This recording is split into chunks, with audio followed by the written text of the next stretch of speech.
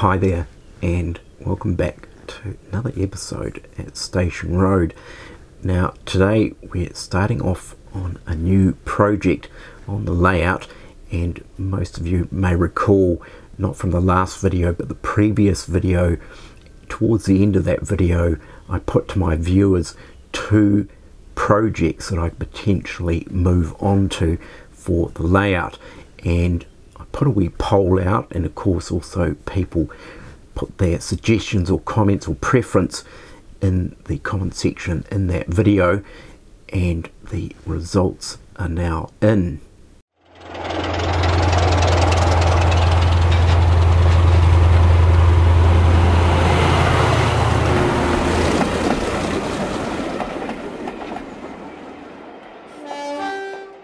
So just to recap on what the two potential projects were that I could start on the Station Road layout. One of course was this hillside area and the farmyard as well, doing all the scenic detail and things like that. The other area of course was this disused viaduct and the extension to TMD area.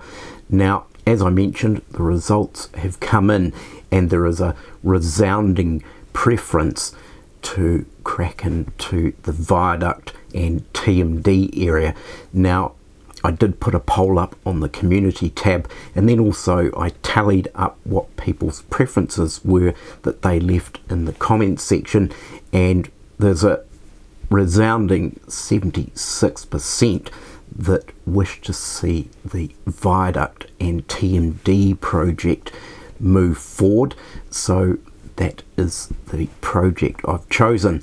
Now that doesn't mean to say that the hillside and the farmyard area is not going to proceed as well. Of course that will, and I may well do some scenic work on the hillside and farmyard area in conjunction with the disused viaduct and the TMD area.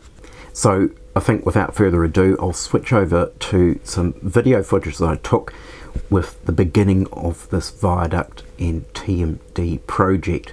So I've made a start in a few areas just to get the ball rolling, and of course one of the first aspects that I really did need to figure out before I could actually start the construction side of things is working out a track plan, and what it involved was actually taking a photograph of looking down on the layout and adjusting it and measuring it to get it to the actual size, and then from there I could load it into the Rail Modeler Pro software and start to add in some of the track work for the sort of TMD area. So obviously using the track plan software I was able to work in the alignment of the track, and then on top of that construct a very retro framework to suit the track plan through here. So as you can see, I've taken the planning that I did on the computer and begun assembling this rather retro framework, which really does have to be meshed in with the existing layout. Now the plan is this bit of framework is going to be fixed permanently, so the thought was to design the track plan so that it really sort of tucked in and hugged this side of this access area, which means I can still obviously get in and out, and I can still move around in here quite well. So as I said, this will be permanently anchored into place, become part of this entire area of the baseboard. So there was quite a number of height calculations to make, and of course the first thing I really needed to work out is of course the incline, which stretches all the way back where it begins at the end of the platforms down by the station area, and then gradually inclines up, and at this point here it reaches its peak height. So the actual engine shed is level, because I certainly don't want the engine shed on any kind of incline. So at this point here to the point down by the railway station platforms worked out at 1850 millimeters, just over 1.8 meters, and working out an elevation suitable enough that's also got to tie in with what I'm planning to do over here. Now I'll get to that in a minute, but the calculation here worked out at 57 millimeters higher than where it would start down there. And so from that, and doing a similar method that I used of course on Paul's layout and working out his inclines, is taking the full distance, the height that it actually needs to rise by, and then calculating out some key points within the incline where I can determine the height that it would be in order for anchor points to be made. Now I came across quite a good little incline calculator on the website, and I'll pop a link in the description below, where you enter in the full distance, you enter the height, and it will actually calculate out the percentage of incline. So the percentage of this incline is going to be 3%.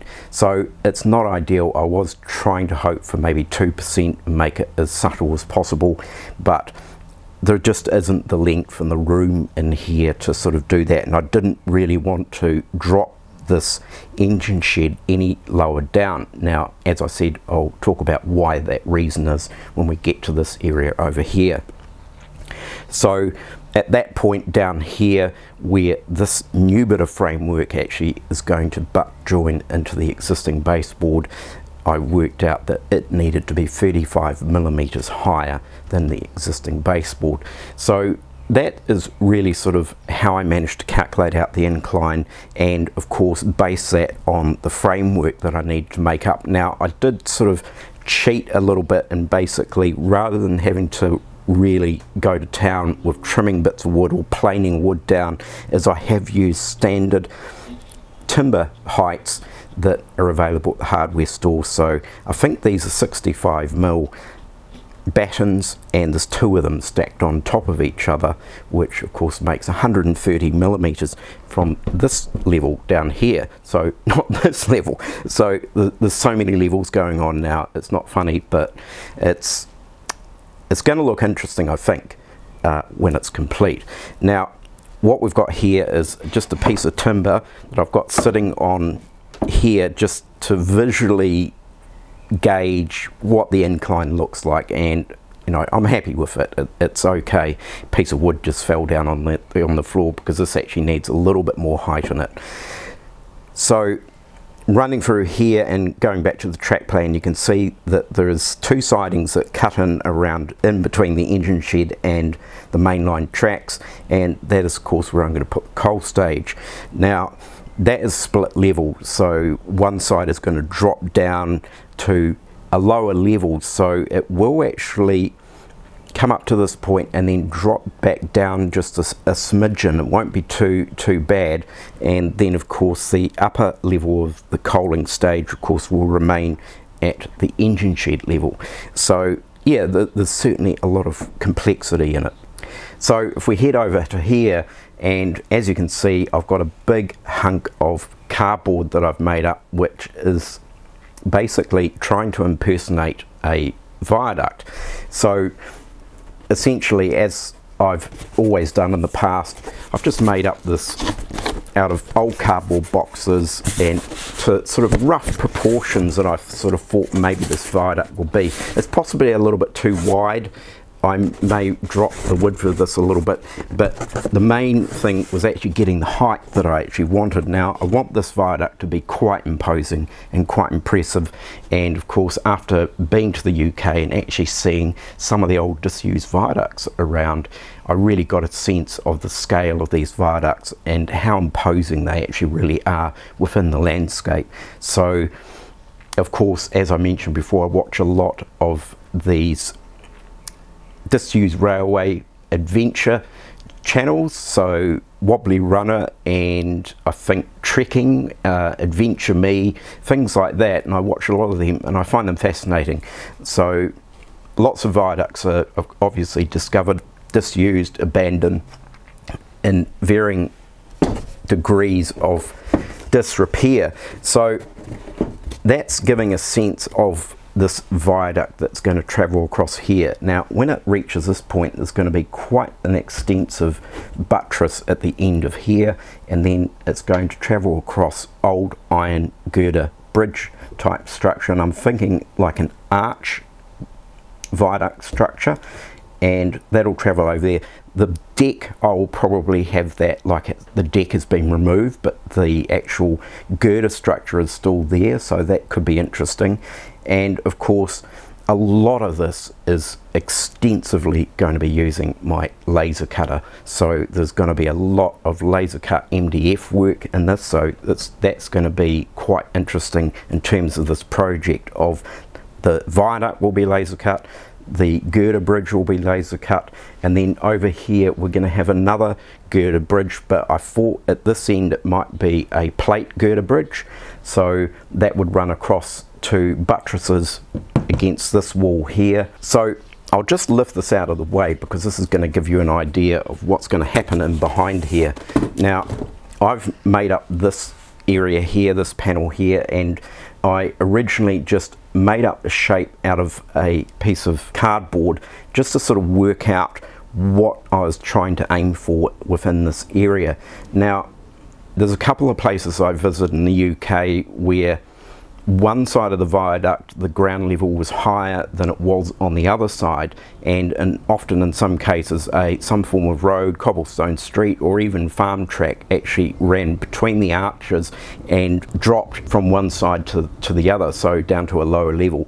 So the plan through here is that there will be a access road that'll come through one of the arches, and it'll come down on its own incline between the arches and down into an area in here where there's going to be obviously a service area for the engine shed and so forth. Now all of this area that I'm standing in right now will actually be a lift out section.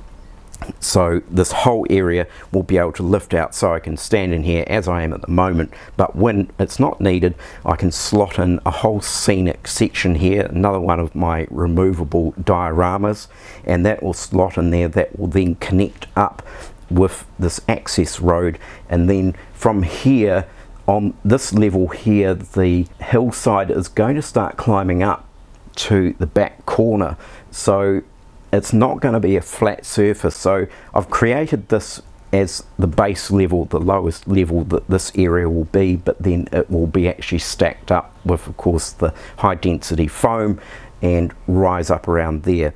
Down here, of course, will be a tunnel entrance going in here. You'll have the bridge going across at a higher level, a tunnel entrance in here, and then of course around the back there's going to be another tunnel entrance going in here. So the whole point of it really at the end of the day is to actually create this scenic break, so that trains shoot into here, they disappear but through where the viaduct is that's crossing over the top, so that will disappear there, and then the viaduct's going to come across here and create this little bit of a scenic break, although this will be a disused girder, arch girder bridge of some sort, and it will give enough of a scenic break to actually sort of really feel like this line is heading off in that direction out there somewhere.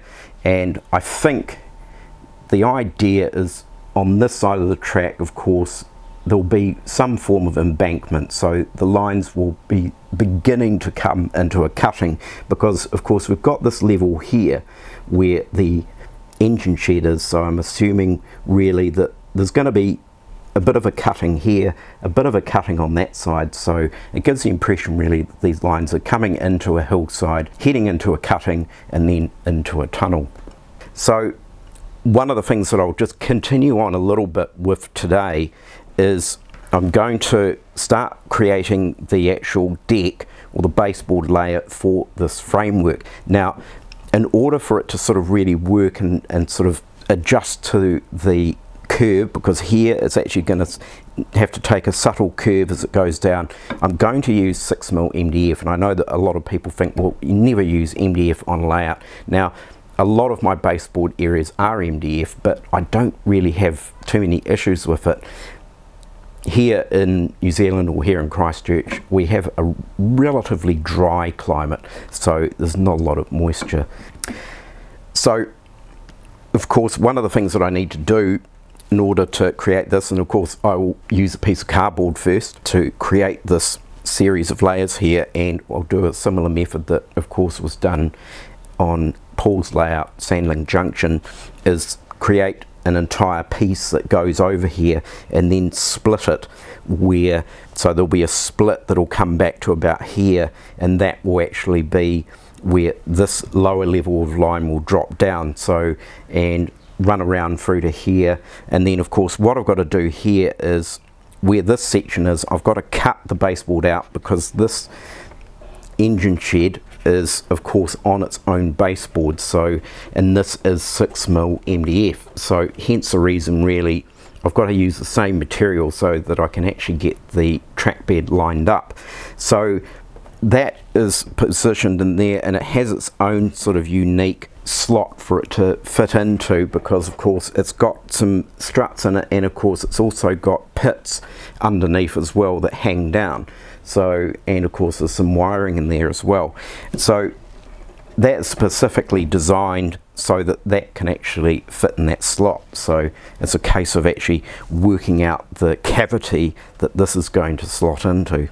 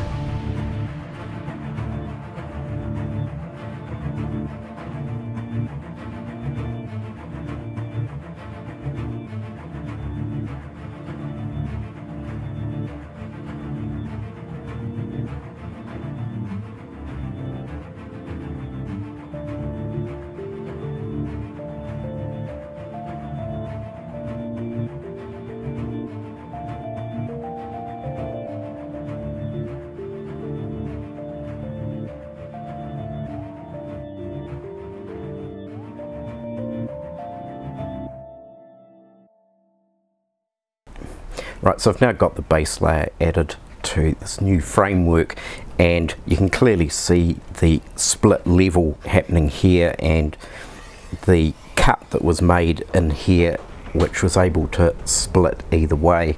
And essentially now we've got 3 levels through here. So we've got the upper level with tracks leading to the engine shed, and also to the coal stage, to the upper level, and then of course a track that runs down to the lower level of the coal stage.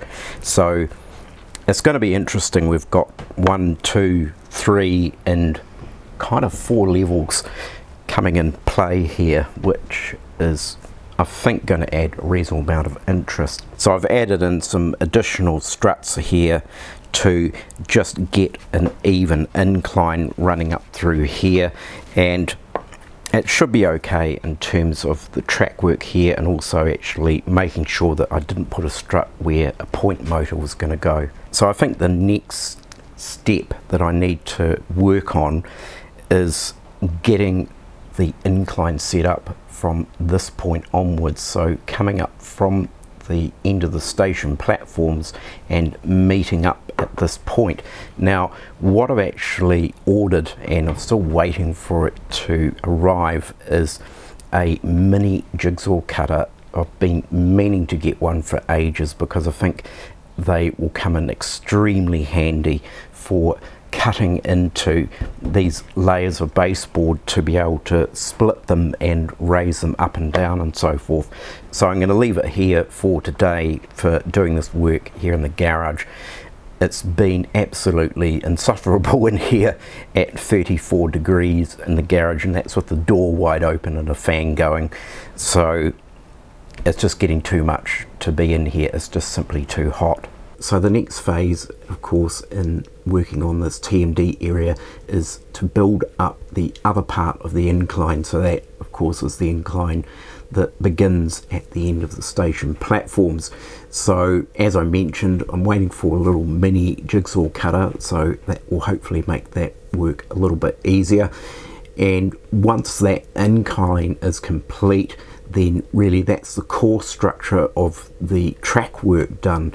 And essentially really that's where I wanted to begin, is with that track work, make sure that it was feasible and it was all going to work and behave how it should. And of course, once that's complete in terms of that, then of course I'll do a little bit of testing as well with locomotives, making sure it's all working okay. So I'll leave it there for today's episode.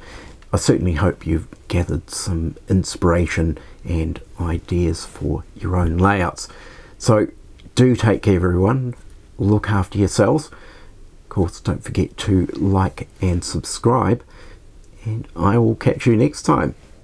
Bye for now.